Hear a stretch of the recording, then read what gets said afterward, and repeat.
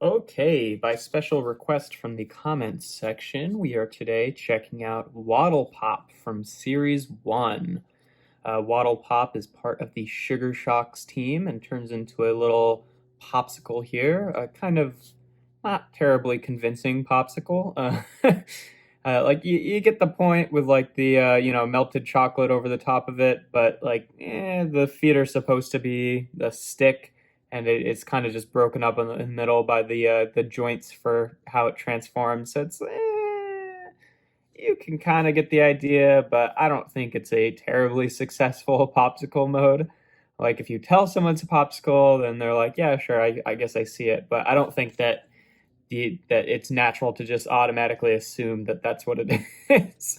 But yeah, it's got kind of a nice smooth finish, and then some not as smooth bits in the back here. But to transform this guy, the easiest thing to start with is to take these side sections here and rotate them out. Those are going to be his arms, well, his, I guess, wings, flippers, whatever. You'll see why.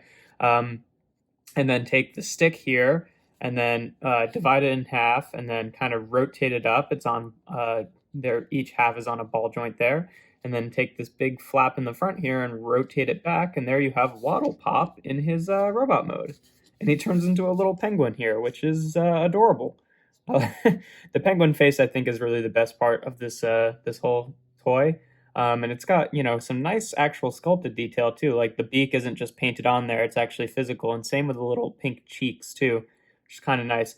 I feel like since the head is just round like this, there might have been some way to do it without having this big awful chunk just kind of floating off the back. Because that's the part that it doesn't totally kill the robot mode for me, but it's not great. I don't really like this big chunk just hanging off the back. And since the head is already that shape, I don't see why there couldn't have just been like a flap that went forward or something like that. I don't know. Maybe that would have made the head a little bit bigger, but yeah, I don't know. The chunk in the back is not terribly elegant of a solution, but yeah, articulation wise, the flippers can rotate up and down, and then the feet are on ball joints, but there's not really a whole lot you can do with that. So they can rotate and they can kind of go down, but there's not really much you can do with that. But yeah, it is cute. It's a very cute penguin mode. I just think that there are some parts of it that weren't executed quite as elegantly as I would have liked.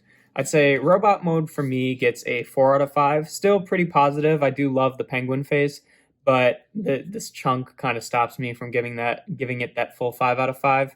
But yeah, still pretty good. Alt mode, I'm gonna have to give a 2 out of 5. I don't think that the alt mode is like super convincing, to be honest. Like, yeah, it's a popsicle because we say it's a popsicle, but it doesn't really. I don't know if you saw that object out in the wild, but you would assume that that was a popsicle if you didn't know his name was WADDLEPOP, and.